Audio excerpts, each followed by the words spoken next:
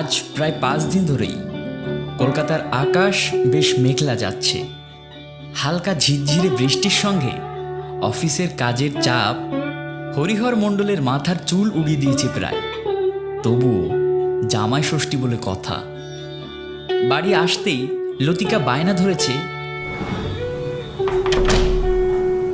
এইবার মায়ের বাড়ি যাব। ওফ, ওসব আমি কিচ্ছুটি জানি না বাবা। প্রতিটা বার আমার বুড়ো মা গুছিয়ে বসে থাকে আর দিন শেষে চোখের জল ফেলে। তুমি একদমই বুঝতে পারছো না। এত চাপ, অফিস, কি যে করব কিছুই বুঝতে পারছি না। আমি জানি না বাবু। দেখি কি করা যায়, বসকে বলে যদি কোনো ব্যবস্থা করতে পারি। বেশ কপাল সাথে দিয়েছে ওদের। হরিহর এবারটা কোনোভাবে অফিস থেকে ছুটি নিয়েছে। সঙ্গে তার ছোট ভাই কেশবও যাবে। কেশব কলেজে পড়ে, ইতিহাসে অনার্স করছে। ছেলেটা পড়াশুনোয় বেশ ভালো, আছে অগাধ জ্ঞান আর সাহস। পুরাতন জিনিস নিয়ে ওর আবার প্রচণ্ড আগ্রহ রয়েছে।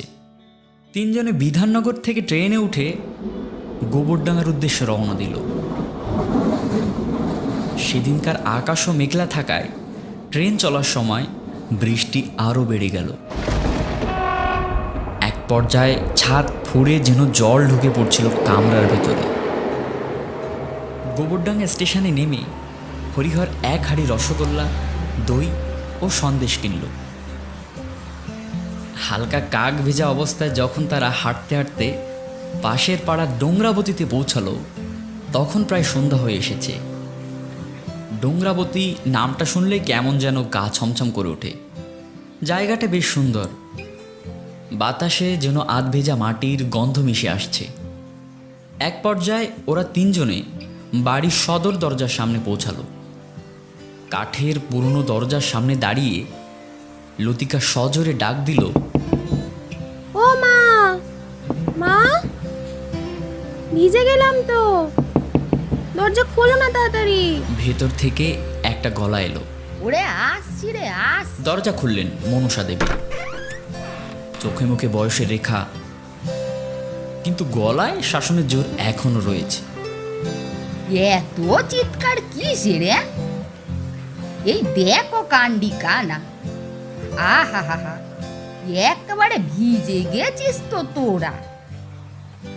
ধুতি গামছা নিয়ে আয় রে খেপি। ওরে ও খেপি, শিগগিরই আয়। যাই মা।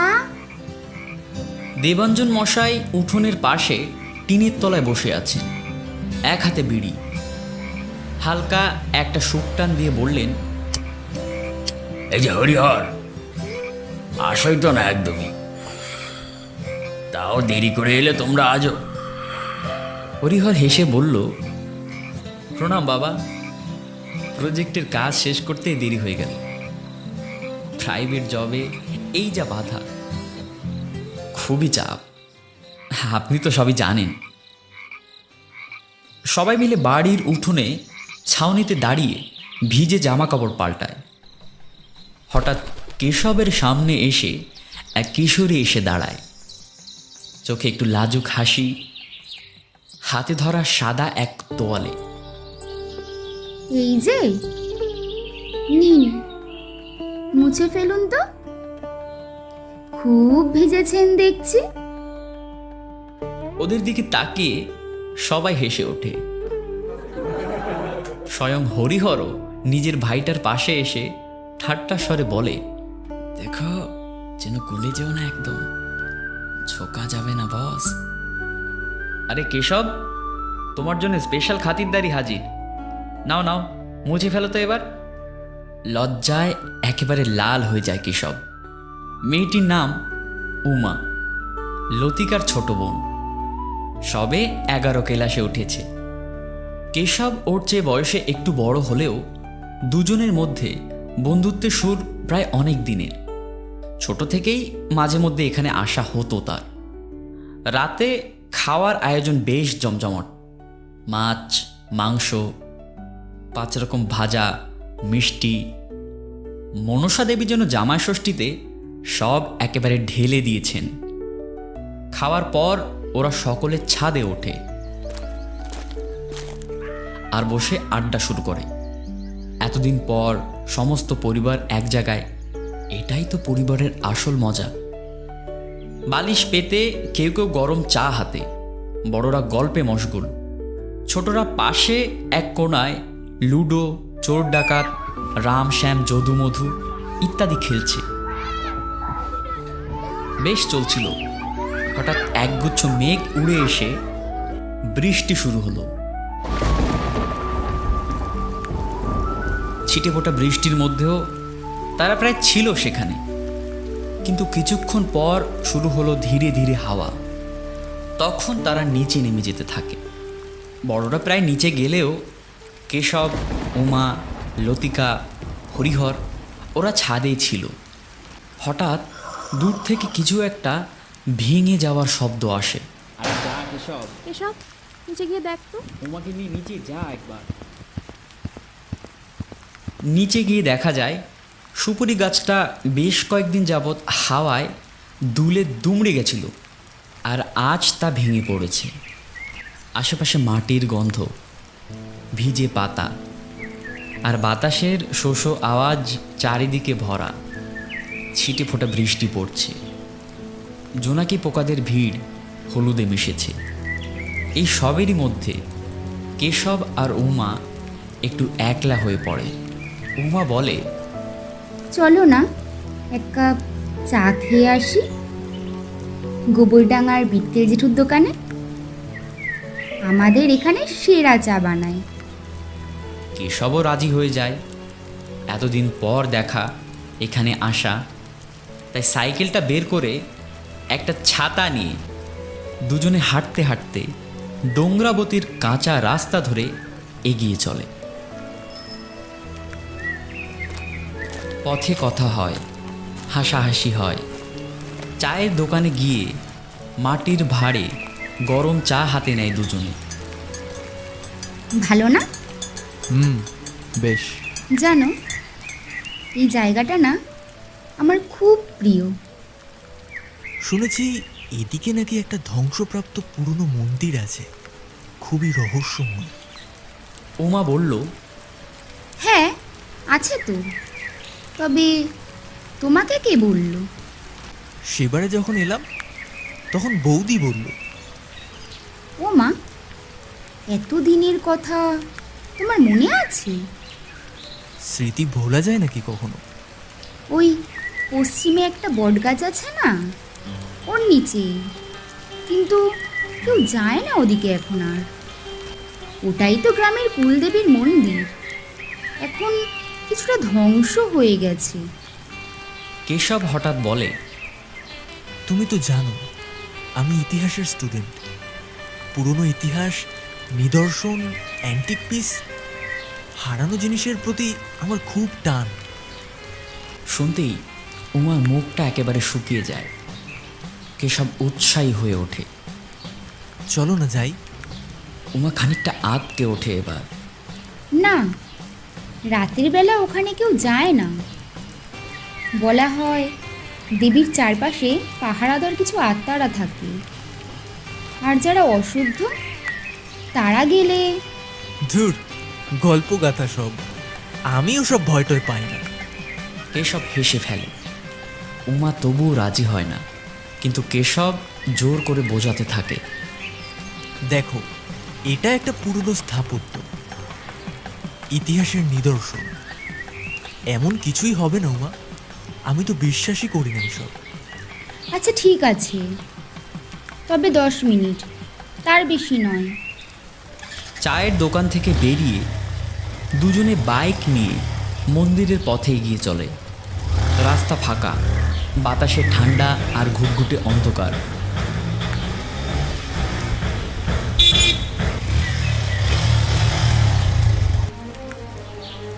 বটগাছের নিচে পৌঁছে কেশব থমকে যায়।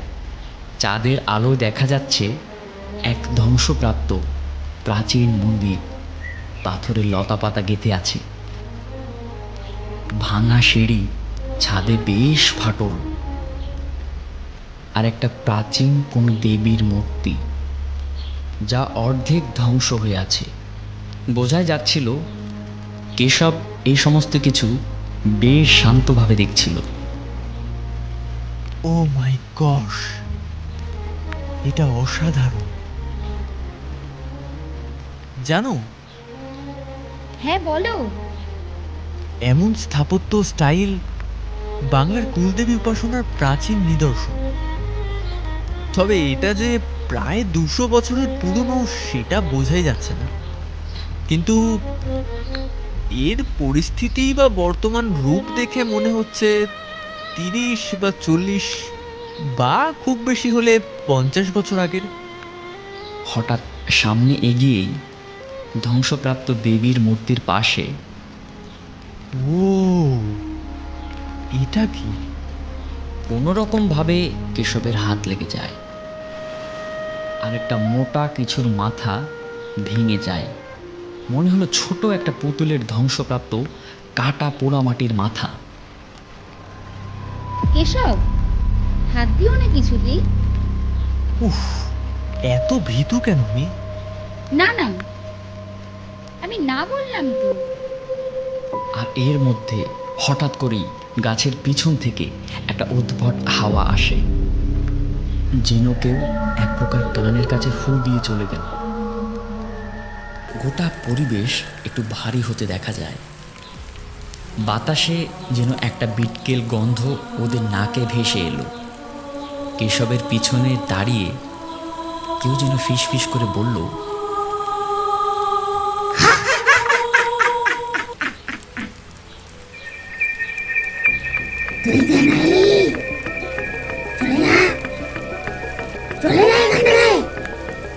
মুহূর্তে একটা শক্তি যেন তাদের ওই স্থান থেকে বের করে মন্দিরের বাউন্ডারি থেকে দূরে সামনে গিয়ে ফেলল। কেশব পিছনে ঘুরে তাকায়, কিন্তু কেউ নেই। উমাও বেশ ভয় পেয়ে যায়। বলেছিলাম না আমি। কিন্তু তখন মন্দিরের দিক থেকে কেমন একটা ঝংকার শব্দ আসে, যেন ধাতব কিছু আছড়ে পড়ল। উমা বলে, কতবার বললাম এই জায়গা অভিশপ্ত। চলো বলছি, এক্ষুনি এখান থেকে চলো। কেশব এখন স্থির, তার চোখ স্থির হয়ে আছে মন্দিরের প্রতিমূর্তির দিকে, যেন সেটা ধীরে ধীরে তাকে ডেকে নিচ্ছে। ওদের সামনে যেন প্রবল হাওয়া আর ধোয়ার কুণ্ডলি পাক খেতে লাগলো। না, এটা স্পষ্ট নয়, মনে হচ্ছে যেন একটা ছায়ামূর্তির আবির্ভাব। দীর্ঘ এলোমেলো চুল আর চোখ আগুনের মতো লাল। ছায়াটা এগিয়ে আসে না, শুধু দাঁড়িয়ে থাকে। আবারও সেই কণ্ঠস্বর,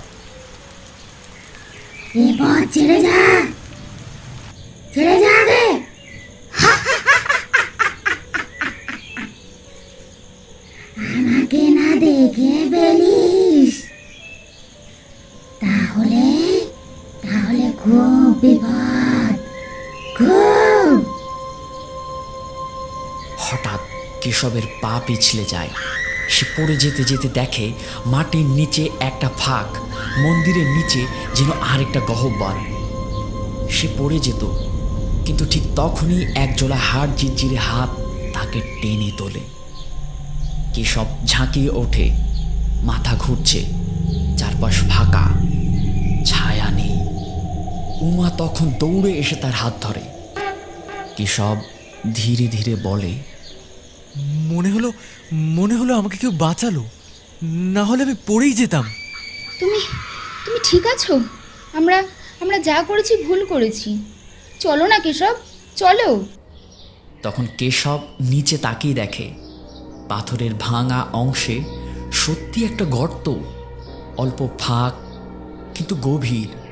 সেখানে পড়লে হয়তো সে আর ফিরত না। তারপর সে আবার মন্দিরের দিকে তাকায়, কিন্তু সে ছায়া এখন আর নেই।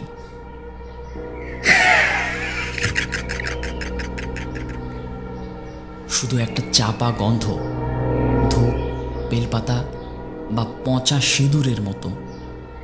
উমা হঠাৎ বলে ওঠে, কি হয়েছে তোমার? তুমি বুঝতে পারছো না কেশব, এটা দেবীর জায়গা। তবুও তবুও কেউ তোমাকেই বাঁচাতে চেয়েছে।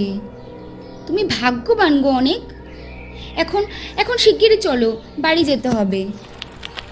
মুহূর্তেই তারা তাড়াহুড়ো করে সেখান থেকে বাড়ির দিকে রওনা দেয়। পথে সাইকেলে যেতে চায়ের দোকানের সেই বিটকেল কাকা অত রাতেও তাদের দেখে নেয়। জানতে চাইলেই, কি গো মা দিদি, এখনো বাড়ি ফিরিসনি তোরা? কোন দিকে গেছিলিস রে মা? এই বৃষ্টি বাদলার দিনে বাড়ি যা। কেশব উত্তর দিতে যাবে, আগে কাকা মানে তাতে তোমার কি কাকা? হ্যাঁ, আমরা ঘুরছিলাম। কেশব শহুরে ছেলে, আর এই ঘটনার পর কেশবও ভাবছে উমা নেহাত ওকে ভয় দেখাচ্ছে। বাড়ি ফিরতেই বড়দের বকুনি। এরপর আরও রাত করে সকলে অল্প স্বল্প খেয়ে ঘুমিয়ে পড়ে। খাবার টেবিলে আজকে উমাকে দেখে সবার একটু অন্যরকম লাগছিল। চুল উস্কো খুস্কো, মুখটা মনে হচ্ছে একটু বাঁকানো, আর খাচ্ছেও খুব জোরে জোরে, যেন পরিমাণের থেকেও অনেক অধিক। টেবিলে বসা সকলে দেখে অবাক। তখন লতিকা বলে ওঠে, এই উমা, কি হলো রে? লতিকার কথায় উমা কানেও নিল না। সবাই একটু স্তম্ভীভূত। কাছে গিয়েই মনসা দেবী অর্থাৎ উমার মা একটু ধাক্কা দিতেই, বলি, হচ্ছেটা কি? এই খেপি, এমন কুমিরের মতো করে গদ গদ করে গিলছিস কেন রে? বাপের জন্মে খাসনি নাকি? উমা ভ্যাবাচেকা খেয়ে গেল। ওই যে কথায় আছে না, মায়ের কাছে ভূত ফাঁসে। শুনেই হরিহর বাড়ির বড় জামাই আর চুপ থাকতে পারল না। আহ মা, এমনভাবে বলছেন কেন ওকে? খাও বোন, তুমি মন ভরে খাও, দেখি কে কি বলে এবার। আই লতিকা, তোমাকে মাংস দাও আরও। তখনকার ঘটনাটা স্বাভাবিক বলে সবার কাছে পরিচিতি পেলেও হঠাৎ গভীর রাতে ঘটে যায় একটা ভয়ানক ঘটনা। সারা দিনের ক্লান্তিতে সবাই তখন মরার ঘুমে আচ্ছন্ন। শুধুমাত্র কেশব ওই রাতে জেগে থাকে। বাড়িতে ফেরার পরপরই রাত যত বাড়ছে, ওই অস্বাভাবিক ঘটনার কথাই কেবল ভাবতে থাকে কেশব। বেশ খানিক সময় কেটে যায়। হঠাৎ দূর থেকেই একটা নারীর কণ্ঠে গান ভেসে এলো কেশবের কানে।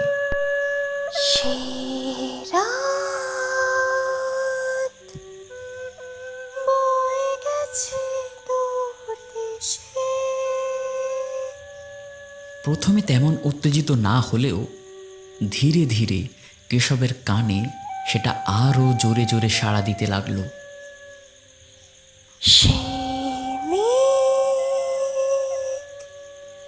উড়ে গেছে সব শেষে, যখন মন্ত্র তাবিজ বাঁশির সুরে স্বপ্নে গিয়ে মিশে। এবার আর সে বিছানায় শুয়ে থাকতে পারছে না, যেন মনে হচ্ছে এই সুর তাকে ডাকছে। কেশব ঘরের মধ্যে খামোকা আর না শুয়ে বেরিয়ে পড়ে বাইরে। কেশবের মনে মনে তখন, কই আর তো কানে আসছে না, কোথায় গেল সেই সুর? কিন্তু বাইরে বেরোনোর সাথে সাথেই সেই সুর গায়েব। সুরটা উপর থেকে আসছে, প্রাচীন মূর্তি মুক্তি পাবে না না না না, আর নয়, এবার আমাকে দেখতেই হবে। ওরে কেন কেউ এত রাতে গান গাইছে? তোরা প্রসাদ রেখে যাস। বুঝেই কেশব চলে যায় ছাদের চিলে কোঠায়। সিঁড়ি বেয়ে চিলে কোঠায় উঠতেই কেশব দেখে সেই মায়াবী কণ্ঠের গান থেমে গেছে। অমনি ছাদে তার প্রথম পা ফেলতেই কেশবের শরীরে কেমন যেন বিদ্যুৎ চমকের মতো মনে হতে লাগলো। এখানে এই মুহূর্তে কেউ ছিল। বাতাস একটু গায়ে এসে ধাক্কা খেলো। একটা গন্ধ বেরোচ্ছে জায়গাটা থেকে। কেশব মনে মনে ভেবে নেয় এই গন্ধ তার বড্ড পরিচিত। হ্যাঁ, এই গন্ধ সে কুলদেবীর কাছেও পেয়েছিল। সেই বিটকেল অদ্ভুত পচা গন্ধ। তার শরীরের রোম দাঁড়িয়ে গেল। মুহূর্তেই তার শরীরটা যেন একটু ভারী হয়ে আসতে লাগলো। একটা আলতো শব্দে তার মুখ পিছনে ফেরাতেই সে যা দেখে তা দেখার পর কেশবের চোখ একেবারে ছানা বড়া হয়ে যায় আকাশ পানে। এ কি? এ তো উমা। উমা, তুমি তুমি এখানে কেন? আর এত রাতে গানই বা গাইছো কেন? কেশবের কথায় উমা কোনো পাত্তাই দিল না, বরং খিলখিল করে এক পৈশাচিক হাসি হাসতে থাকে। এবার এবার আমি বাঁচতে চাই একটু। আর কেবলই এক নাম মুখে নিতে থাকে, সে হলো ধীরা। ধীরা, ধীরা, ধীরা, আমার নতুন জন্ম হয়েছে। প্রতিশোধ।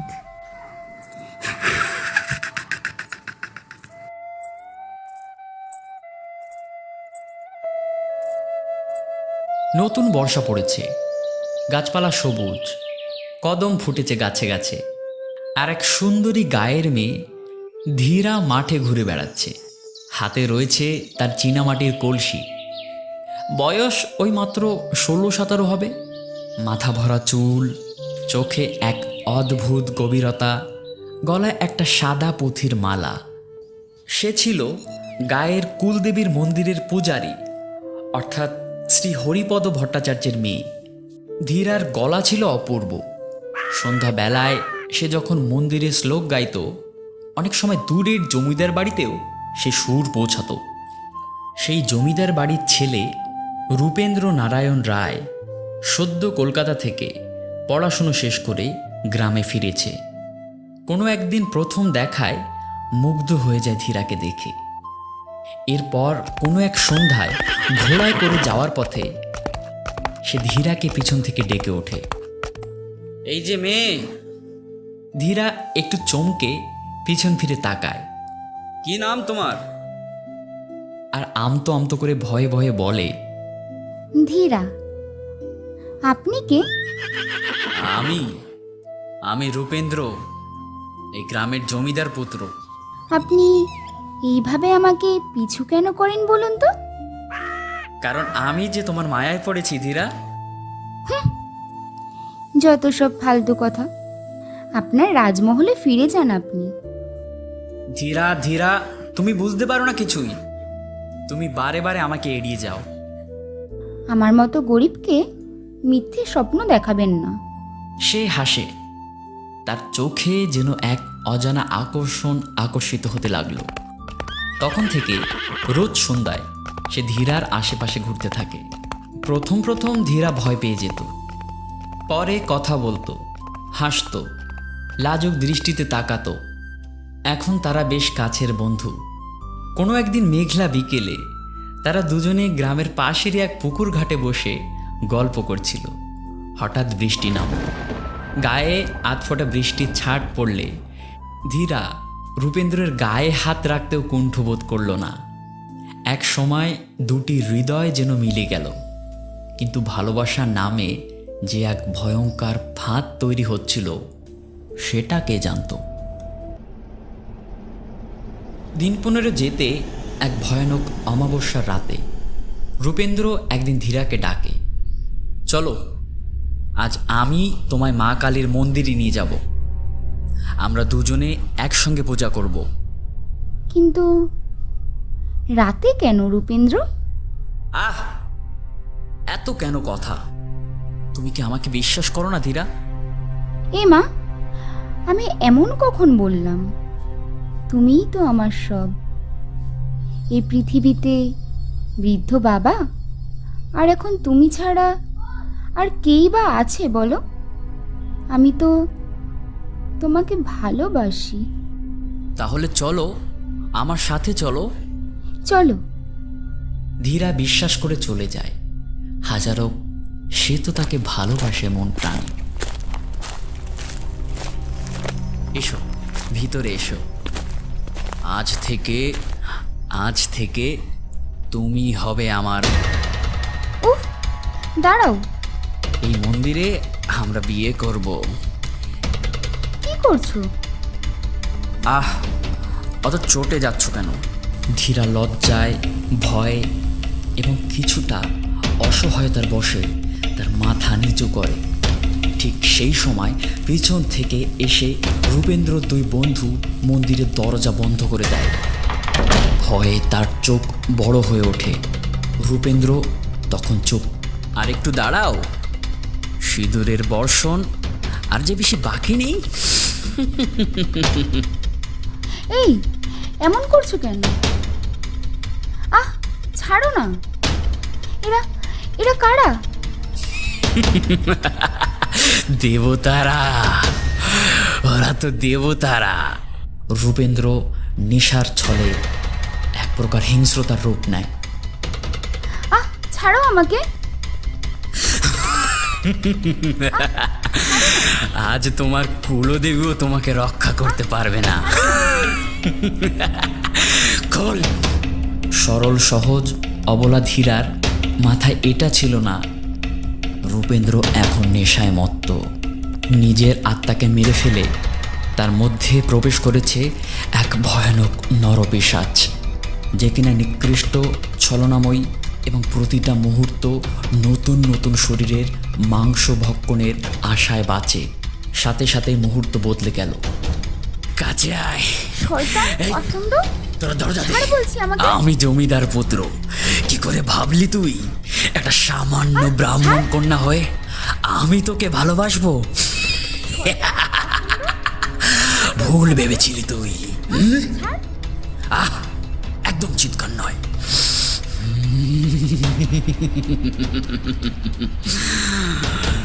গন্ধটা খুব লোভনীয়। ধীরা চিৎকার করে ওঠে। তাকে এক প্রকার মাটিতে ফেলে দেওয়া হয়। তার গলায় শ্লোকের মালা ছিঁড়ে পড়ে। মাথা থেকে ওড়না টেনে নেওয়া হয়। রক্ত, কান্না, লাথি, ছেঁড়া কাপড়ে এক পর্যায়ে তার মাথায় সজোরে আঘাত লেগে মাটিতে রক্ত ছড়িয়ে পড়ে। লাল সিঁথিতে সিঁদুরের বর্ষণ যে তার সাথে এইভাবে ঘটবে সেটা তার এই জীবনে কল্পনায় ছিল না। মন্দিরের মূর্তির নিচে তাকে শ্বাসরুদ্ধ করে এক প্রকার হত্যা করা হয়। শেষে তার নিথর দেহটা মন্দিরের দক্ষিণ কোণে কুয়োর পাশে পুঁতে দেওয়া হয়। তার রক্ত মিশে যায় সেই কালো পাথরের মাটিতে। এরপর পরের দিন সকালেই খবর ছড়িয়ে পড়ে ধীরা উধাও। কেউ জানত না আসলে সত্যি কি হয়েছিল। তবে পরে ঘটনাটা কেউ কেউ আন্দাজ করতে পেরেছিল। সেই রাতের পর থেকেই প্রতিদিন সেই মন্দিরে কেউ গেলে বাতাস হয়ে যেত গা ছমছমে। ধূপ না জ্বালালেও গন্ধ আসতো। আর রাতের বেলা মাঝে মাঝে শোনা যেত এক মেয়ের কান্না। কোনো এক রাতে এক জেলের ছেলে মন্দিরের পাশ দিয়ে যাওয়ার সময় দেখে এক মেয়ে দাঁড়িয়ে আছে। ভাঙা কপাল, গায়ে লাল রক্ত লাগানো ছেঁড়া বস্ত্র, চোখে শূন্যতা। দেখেই সে এক প্রকাশে ওখানেই চিৎকার করে পালিয়ে যায়। কে কে ওখানে? ভূত ভূত, পালাও ওরে বাবা গো। এইভাবে ডোংরা গ্রাম একসময় শ্মশানের মধ্যে নিঃশব্দ হয়ে গেল। যে মন্দির ছিল কুলদেবীর আশ্রয় সেটি রূপান্তরিত হলো অভিশপ্ত বন্দিশালায়। মা কালীর অদ্ভুত ঘট পড়া শুরু হলো। সিঁদুর লেপে থাকা মাটির ঘটের মাথা থেকে রক্ত পড়ত। এরপর দীর্ঘদিন পর ওই গ্রামে এক বাউল তথা সন্ন্যাসী সাধু আসেন। সেই সময় তিনি বলেন, এই মন্দিরে একটা নিষ্পাপ আত্মা বন্দী আছে। তাকে সম্মান দিয়ে মুক্তি না দিলে এ গ্রাম ধ্বংস হবে। তখনই গ্রামের সবাই মিলে সেই জায়গায় এক মহাযজ্ঞর আয়োজন করে, ধীরার আত্মার জন্য শান্তি প্রার্থনা করে।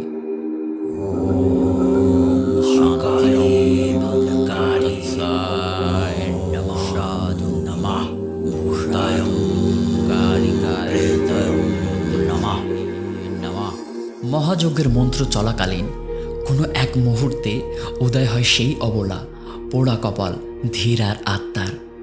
সন্ন্যাসী বলেন, কে তুই? আর এখানেই বা কেন আশ্রয় নিয়েছিস এই মায়ের সাথে? ধীরা তখন উত্তর দেয়, আমি আমি যাব না, আমি চিরকাল এখানেই থাকবো মায়ের কাছে।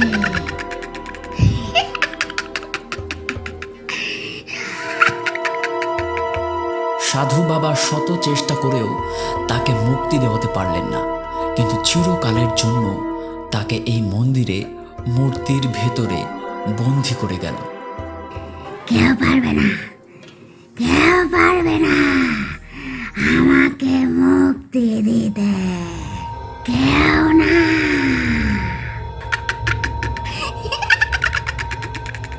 ও চীনামাটির একটা প্রতিমার ভাঙা অংশ দিয়ে ধীরার আত্মাকে বেঁধে ফেলা হয় মন্ত্রপুতভাবে।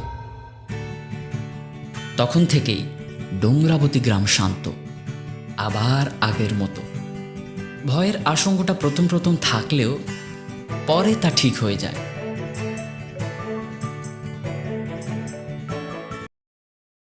বর্তমানের কাহিনী। কেশবের চিৎকারে সমস্ত বাড়ির লোক ঘুম থেকে উঠে ছাদে চলে আসে এক ভয়াবহ মুহূর্তে সাক্ষী হতে। উমাকে ওইভাবে উপরে দেখে তারা ভেতর থেকে শিহরিত হয়। এ কোন রূপ উমার? বাতাসে সেই গন্ধ আরও তীব্র হতে থাকে। উমার দেহ, মুখ, শরীরের ফাঁকা অংশ পুড়ে যেতে থাকে। এতক্ষণে প্রায় বদলেই গেছে। চোখে কালো ছোপ, যেন আগুন জ্বলে উঠছে। চুলগুলো যেন শূন্যে দাঁড়িয়ে আছে। সাথে সাথেই কিছুক্ষণের মধ্যে অজ্ঞান হয়ে যায়। তারা উমাকে দেখে সকলে ঘাবড়ে যায়। হরিহর তাকে পাজাকোলা করে নিচে নিয়ে যেতে থাকে। সিঁড়ি দিয়ে নামতে নামতেই হরিহরের কোলে থাকা উমার জ্ঞান ফিরতে শুরু করে, কিন্তু সে আর আগের মতো ছিল না। তার চোখে অদ্ভুত এক শূন্যতা। সারা শরীর ভারী হয়ে উঠেছে, যেন 16 বছরের নয় 50 বছরের কোনো মহিলাকে পাকড়াও করে নিয়ে যাওয়া হচ্ছে। তার ছোট শরীরটি হরিহরের কোলে দুলে দুলে উঠছিল, যেন যে কোনো মুহূর্তেই পড়ে যাবে। হরিহর শঙ্কিত গলায় বলে উঠল, এই লতিকা মা, আপনার তাড়াতাড়ি কিছু একটা করুন। ও যেন একটা অন্য মানুষ হয়ে গেছে। মনসা দেবী ছুটে এসে উমার কপালে গঙ্গাজল ছোঁয়ালেন। হায় হায়, আমার মেয়ের এ কি দশা হলো গো ভগবান, রক্ষা করো, রক্ষা করো। লতিকা দ্রুত একটা গামছা ভিজিয়ে তার মুখে ঘষতে লাগলো। এই বোন, বোন, এই বোন, চোখ খোল, কিচ্ছুটি হবে না তোর। আর হঠাৎ উমার ঠোঁট কেঁপে উঠল। সে ফিসফিস করে বলল, শয়তান, আমি প্রতিশোধ চাই, প্রতিশোধ। তার গলা যেন শীতল অন্ধকার কুয়াশায় মোড়া। এই দৃশ্য দেখে উমার বাবা ছুটে গিয়ে পাশের বাড়ির লোকজনদের খবর দিলেন। মেয়ের এমন দশা দেখে বাবার গলা আতঙ্কে ভরে যায়। কারু, রতন, এই তোরা তাড়াতাড়ি আয় রে, মেয়েটার সাথে কিছু অস্বাভাবিক ঘটেছে রে। আচ্ছা, কখন? কি হয়েছে দাদা? কোনো কিছু বুঝতে পারছি না, কোনো কোনো অশুভ শক্তি লেগেছে যেন। ও না না জেঠু, তুমি একদমই ঘাবড়িও না। তোমরা তাড়াতাড়ি কাউকে ডাকো, কিছুই বুঝতে পারছি না আমি। আমরা দেখছি সব। এই মহিব, চল তো রে, প্রবল তান্ত্রিককে ডেকে আনি।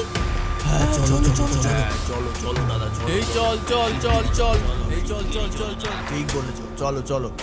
খবর শুনে পাড়ার লোক এক বিশিষ্ট তান্ত্রিককে ডেকে আনলো। কালো ধুতি, কপালে রক্তচন্দনের তিলক, হাতে রুদ্রাক্ষের মালা, যেন মনে হচ্ছে রুহু বাবা।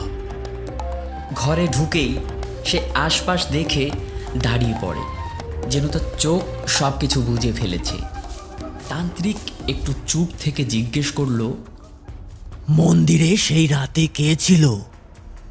কেশব আর না লুকিয়ে সত্যিটা বলবে ভাবল। ধীরে ধীরে সামনে এগিয়ে এসে বলে, আমি আমি আর উমা আমরা আমরা মন্দিরে গিয়েছিলাম, গ্রাম্য কুলদেবীর ওই ধ্বংসপ্রাপ্ত মন্দিরে। একটা একটা অদ্ভুত অভিজ্ঞতা হয়েছিল আমাদের, যেন যেন অস্বাভাবিক কোনো একটা ছায়া মূর্তি আমাদের দেখছিল কাকা। ও, তাহলে ধীরা। তান্ত্রিক চোখ বন্ধ করে কয়েক মুহূর্ত দাঁড়িয়ে থেকে বলল, এই মেয়ের শরীরে এক ভয়ানক পিশাচিনী বাসা বেঁধেছে, এক অতৃপ্ত ছলনাময়ী বহু পুরাতন আত্মা। এত সহজে একে ছাড়ানো যাবে না রে। হরিহর তখন আতঙ্কে জিজ্ঞেস করল, তাহলে এখন উপায় কি বাবাজি? উপায় একটাই, তোমাদের আবার সেই স্থানে ফিরে যেতে হবে যেখান থেকে এই অভিশাপের উৎপত্তি। বিশাল আকার যজ্ঞ করতে হবে, দুষ্ট করতে হবে দেবীকে, ওকে বন্দি করতে হবে আবারও, কারণ এই আত্মা মুক্তির যোগ্য নয়। বছরের পর বছর দেবীর কাছে থেকে এ এক দিব্য শক্তি ধারণ করেছে। উমার মা ফুপিয়ে কেঁদে উঠলেন।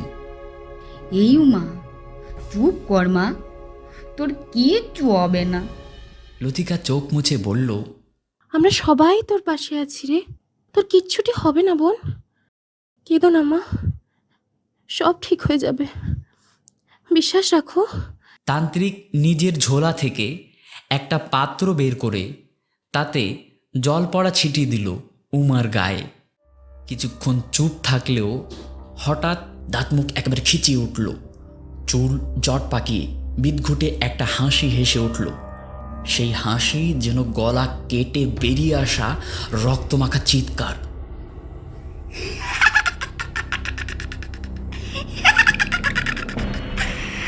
আমি যাব?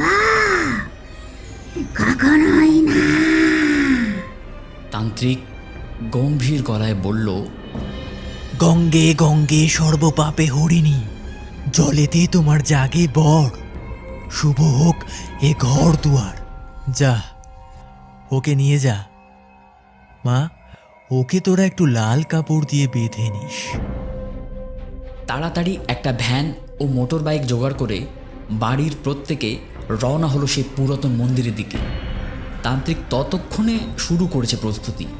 গঙ্গা জল ছিটিয়ে চারিদিক শুদ্ধ করল, কালো শালু পরে মন্ত্রপাঠ শুরু করলো, রক্তচন্দনে দাগ টানল, মাটিতে আঁকা হলো এক নিষিদ্ধ বৃত্ত। তান্ত্রিকের মুখে ক্রমাগত উচ্চারিত হতে লাগলো এক অদ্ভুত মন্ত্র। ওম ভ্রাম ভ্রীম ভৌম স্বাহা, ভূত প্রেত পিশাচ নাশয় নমঃ। ওম ভ্রাম ভ্রীম ভৌম স্বাহা, ভূত প্রেত পিশাচ নাশয় নমঃ। ওম ভ্রাম ভ্রীম ভৌম স্বাহা, ভূত প্রেত পিশাচ নাশয় নমঃ। উমার শরীর থরথর করে যেন কাঁপছে, তার ভিতর যেন অন্য এক অস্তিত্ব ধীরে ধীরে প্রকাশ পাচ্ছে। আর ঠিক তখনই ঘন কালো অন্ধকারে ছায়ামূর্তি গড়ে উঠতে লাগলো। সেই মূর্তি এক নারীর, চোখে আগুন, মুখে তীব্র ক্রোধ, গলায় ছেঁড়া মালা, পায়ে রক্ত, যেন 200 বছর আগের সে রাত উমাকে পুনরায় মনে করিয়ে দিল। 2 শতাব্দী পরে আবার ছাড়া পেয়েছি আমি। কি কি ভেবেছিস তুই? ফ্যামিলি নিয়ে ব্যস্ত ছিলিস বলে অ্যাকশনটা ভুলে গেছি আমি। আমি আমার মৃত্যুর প্রতিশোধ না নিয়ে যাব?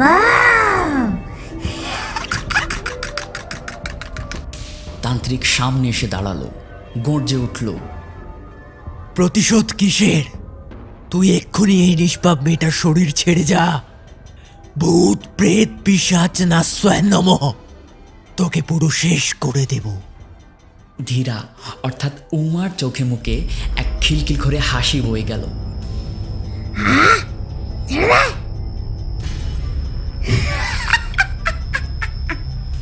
কেন কেন আটকে রাখছিস আমাকে?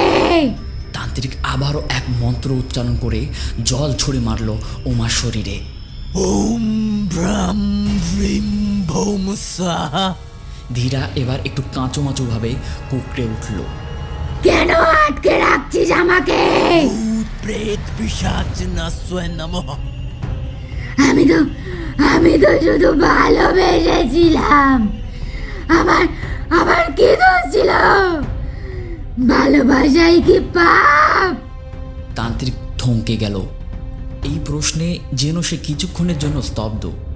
সেও আর পেরে উঠছে না ধীরার শক্তির কাছে। ঠিক তখনই প্রবল ঝড় উঠল।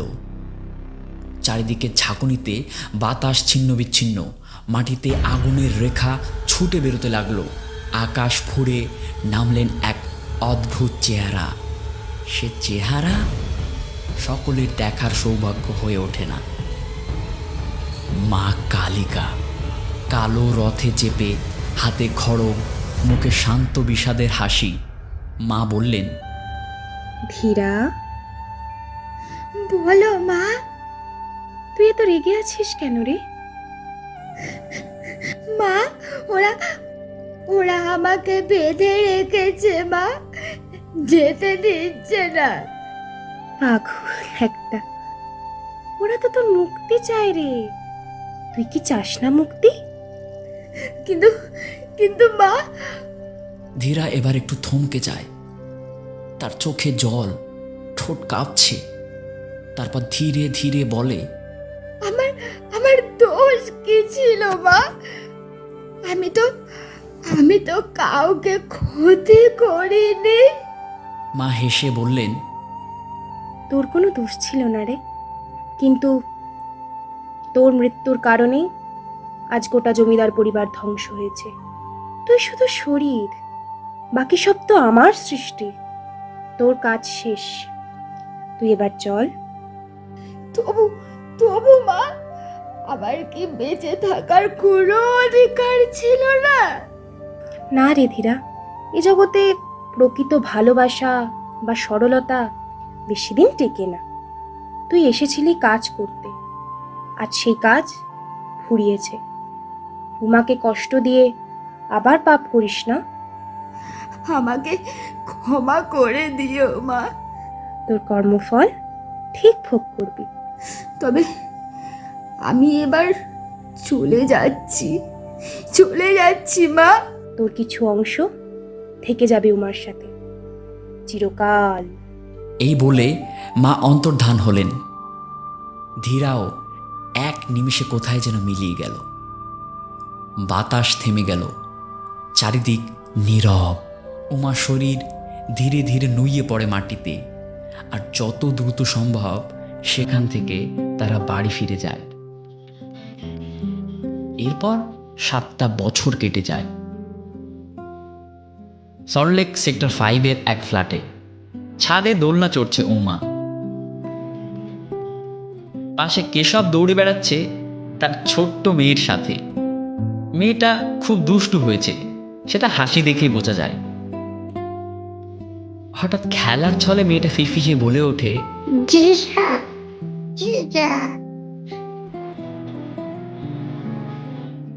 তার মধ্যেই এসে হাজির হয় উমার মা আর বাবা। অমনি কেশবের হাত থেকে শ্বশুরমশাই মেয়েকে কোলে নিয়ে ডাকে, ওই কই দেখি দেখি আমার ধীরা মা কই? ওরে বাবা, এই কত বার হয়ে গেছে।